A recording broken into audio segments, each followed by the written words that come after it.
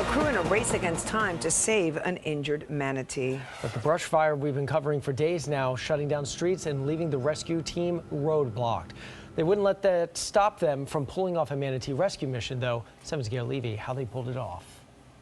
The raging brush fire keeping South Miami-Dade on high alert and getting in the way of an aquatic rescue. A 9-foot manatee in trouble. And unfortunately, this manatee was floating at the surface and could not submerge. And that usually means that he has been hit by a boat.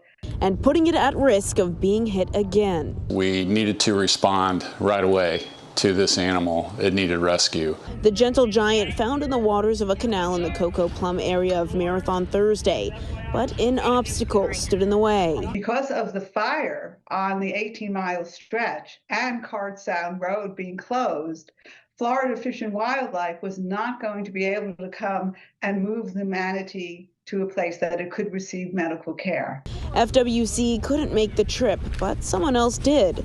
The Dolphin Research Center's manatee rescue team getting into the water. The team hauling the injured animal out with a net with a little bit of coaxing required. We were able to convince the animal to move towards our net, and then a crew of approximately 16 people had to pull this net onto the ground. Oh, you got her. An impressive feat, giving the weigh-in of around 1,000 pounds. A U-Haul needed to transport it, and a short drive later, it was in the waters of a medical pool at the Dolphin Research Center. Experts kept a close eye on the creature overnight, where it stabilized. The manatee now on the road to recovery with a release in a familiar spot, hopefully in its future. Oh, we always try to return a manatee to where they were rescued. We believe that the manatee knows that area.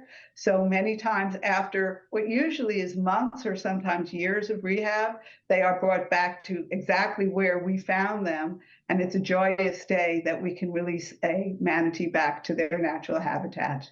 Just an impressive feat for the team who has never brought a manatee to their facility before. Everybody was